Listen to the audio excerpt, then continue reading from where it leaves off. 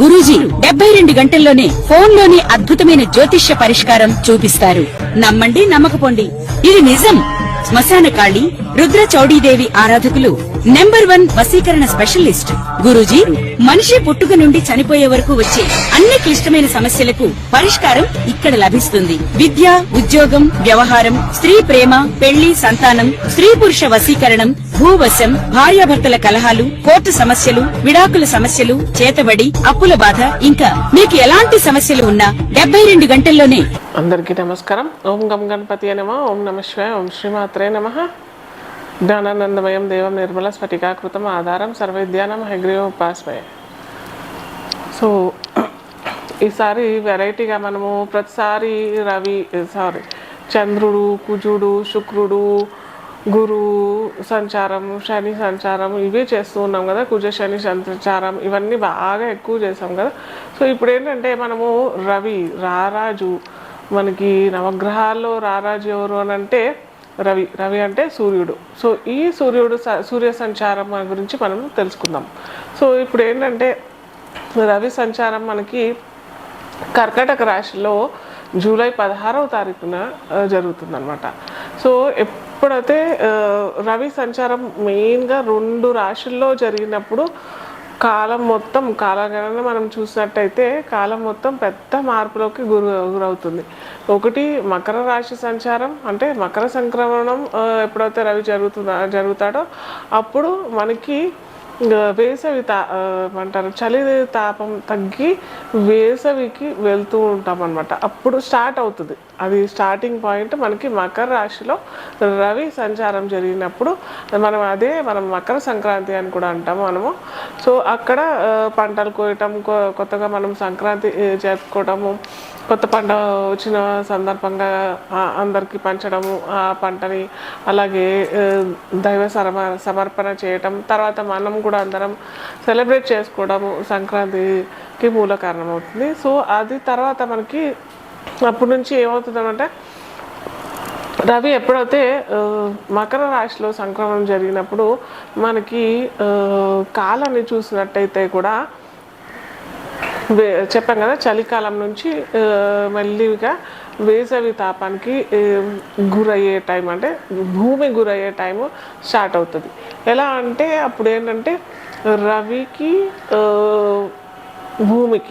భూమికి రవికి డిస్టెన్స్ మనం చూసినట్టయితే దగ్గరగా వచ్చేస్తాడు అనమాట. అంటే రవి ఏదో దగ్గరికి రావడం కాదు, ఇక్కడ మనము భూమి సంచరిస్తూ ఉంటుంది కదా, భూమి తిరుగుతూ ఉంటుంది, ఆకర్షణ శక్తి వల్ల ఏమవుతుంది అనమాట, భూమి దగ్గరగా రవికి దగ్గరగా, అంటే సూర్యుడికి దగ్గరగా రావడం మూలంగా మనకి ఈ తాపం పెరిగిపోవడం, వేసవి రావటం, ఇవన్నీ మనము మకర సంక్రమణం రవి చెందినప్పుడు మనకి ఇవన్నీ మనము ఎక్స్పీరియన్స్ అవుతాం.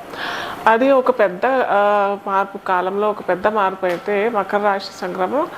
నెక్స్ట్ మార్పు వచ్చేది ఎప్పుడు అని అంటే మనకి కర్కాటక రాశిలోకి రవి సంచారం చేసినప్పుడు, రవి సంక్రమణం కర్కాటక రాశిలో జరిగినప్పుడు అప్పుడు ఏంటంటే ఈ వేసవి తాపం తగ్గి వర్షాలు స్టార్ట్ అవ్వటము ఇలాంటివన్నీ జరుగుతుంటాయి మనకి.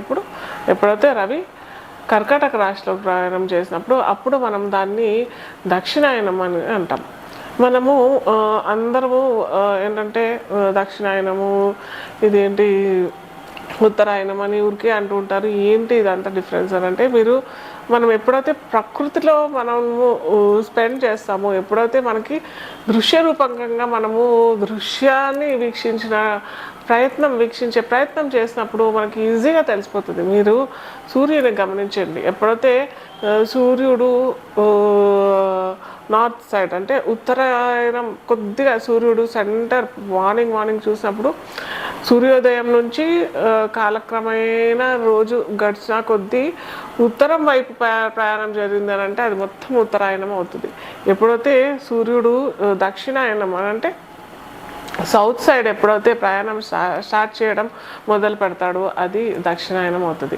సో దీనివల్ల మనకేంటి ఉపయోగము, మనకేంటి డిఫరెన్సెస్ వస్తాయి అని అంటే, మనము ఒక్కొక్క రాశి, అన్ని రాశులు మనము చూసుకుందాం. మేషరాశి నుంచి మనకి మీన రాశి వారికి ఎవరెవరికి ఏ ఏ ఫలితాలు వస్తాయి అది మొత్తం మనం ఇప్పుడు తెలుసుకుందాం ఒక్కొక్కటి. ధను లగ్నం చూసినట్టయితే ఇక్కడ లగ్నం తెలియని వారికి రాశి చూసినట్టయితే ఇక్కడ ధను లగ్నం వారికి అధిపతి ధను లగ్నానికి అధిపతి గురువు అవుతాడు, అంటే బృహస్పతి అవుతాడు. సో ఈ బృహస్పతికి రవికి సంబంధం ఎటువంటిది అని చూసినట్టయితే మనకి ఇక్కడ ఇద్దరు మంచి మిత్రులు. అలాగే ఈ ధను లగ్నానికి నవమాధిపతి అంటే భాగ్యాధిపతి అవుతాడు. కానీ భాగ్యాధిపతి అయిన రవి ఎక్కడ కూర్చున్నాడు, ఇక్కడ మనకి అష్టమంలో కూర్చున్నాడు గురువుతో పాటు. గురువు కూడా అష్టమంలోనే ఉన్నాడు ఇప్పుడు. అంటే కర్కాటక రాశి ఈ ధను లగ్నానికి అష్టమాధిపతి అవుతారు. అష్టమాధిపత్యం వచ్చిందనమాట ఇప్పుడు. అయితే అష్టమంలో కూర్చున్నారు. సో గురువు అష్టమంలోనే, అంటే లగ్నాధిపతి అంటే రాష్ట్రాధిపతి అష్టమంలోనే కూర్చున్నాడు. అలాగే భాగ్యాధిపతి అష్టమంలో కూర్చున్నాడు. ఇది అంత మంచి ప్రయోగకరమైన లేదా మంచి సత్ఫలితాలు ఇచ్చే ఇది అయితే కాదు. ముఖ్యంగా ఎవరికైనా కానీ అంటే ఉద్యోగస్తులకైనా కానీ లేదా రైతులకైనా కానీ వ్యాపార రంగంలో ఉన్న వారికైనా కానీ విద్యార్థులకైనా కానీ ఎవరికైనా నవమం భాగ్యం కదా. భాగ్యం అంటే లక్. ఆ లక్ అధిపతి వచ్చి ఎక్కడ కూర్చున్నాడు, అష్టమంలో. అష్టమం అంటే ఏంటి, సడన్గా యాక్సిడెంట్స్ అవ్వడం, సడన్గా ఇన్సిడెంట్స్. అంటే యాక్సిడెంట్స్ అవుతాయని నేను చెప్పట్లేదు, ఎగ్జాంపుల్ చెప్తున్నాను ఇక్కడ. సో అంటే డార్క్ హౌస్ అంటాం. అష్టమం ఎప్పుడైతే అష్టమంలో ఏదైనా గ్రహం పడితే మటుకు అది డార్క్ హౌస్లో పడిపోయినట్టు కదా. సో ఇప్పుడు మనకి 2 గ్రహాలు, అటు లగ్నాధిపతి రాష్ట్రాధిపతి అటు ప్లస్ రవి కూడా పడ్డారు. కాబట్టి ముఖ్యంగా ఎవరికైనా కానీ అనారోగ్యానికి గురయ్యే అవకాశాలు చాలా చాలా ఉంటాయి. కాబట్టి ఆరోగ్యం జాగ్రత్త. ముఖ్యంగా లేదా ధను రాశి వారికి ఖచ్చితంగా ఆరోగ్యం మీద ధ్యాస పెట్టడం చాలా ముఖ్యం. ఈ ఒక నెల మొత్తం, ఈ సంవత్సరం మొత్తం పెట్టాల్సిందే. ఎందుకంటే లగ్నాధిపతి అయిన గురువు అక్కడ అష్టమంలో కూర్చున్నాడు. అష్టమంలో ఉచ్చ పొందాడు. కానీ ఏమైంది, అక్కడ డార్క్ హౌస్ అయిపోయింది కదా. డార్క్ హౌస్ బాగా ఎలివేట్ అయిపోతుంది. గురువు కారకుడైంది, వ్యాపకానికి కారకుడు గురువు అనమాట. సో ఈ రాశిలో కూర్చున్నాడు కాబట్టి ఖచ్చితంగా అక్కడ డార్క్ హౌస్ కూడా ఎలివేట్ అయిపోతుంది కదా. మనం ఎక్కడ గురువు కూర్చున్నాడో అనుకోండి, ఇప్పుడు గురువు ఎలా అంటే ఒక బెలూన్ లాంటిది అనమాట. ఒక బెలూన్ మనం దాన్ని గాలి ఊపితే ఎలా ఎక్స్పాండ్ అవుతుంది. సో అక్కడ ఉన్న ఏమంటారు, మనం చిన్న ప్లేస్ ఉంది అని అనుకున్నాం. అక్కడ ఒక బెలూన్ పెట్టి దాన్ని ఊపితే మనకి ఎక్కడైనా ఆ ప్లేస్ మొత్తం ఎలివేట్ అయినట్టుగా అనిపిస్తుంది. సో అలాగే గురువు అష్టమంలో కూర్చున్నాడు కాబట్టి అష్టమం 8th హౌస్ ఎలివేట్ అవుతుంది. కాబట్టి దాంతోపాటు భాగ్యానికి పద్ధతి కూడా ఎలివేట్ అయిపోతాడు. కాబట్టి చాలామంది బెట్టింగ్లో దాంట్లో కూడా ఉంటారు, ట్రేడింగ్ దాంట్లో కూడా ఉంటారు.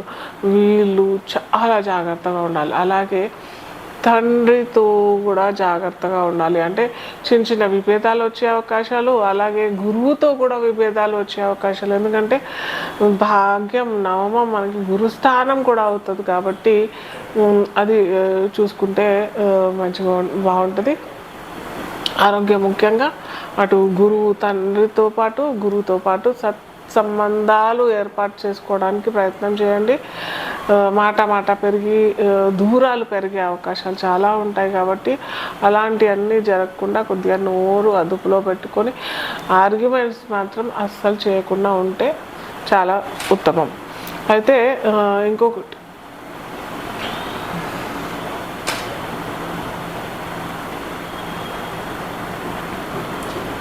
అయితే ముఖ్యంగా ఇక్కడ గురువుకి అంటే బృహస్పతికి అటు రవికి ఈ 2 గ్రహాలకి ఖచ్చితంగా చేసుకోవాలి. గురువుకు సంబంధించింది ఏమైనా దానాలు జపాలు చేసుకోవటం, రవికి సూర్య నమస్కారాలు, సూర్యోపాసన ఖచ్చితంగా రెగ్యులర్గా చేసుకోవాల్సిందే.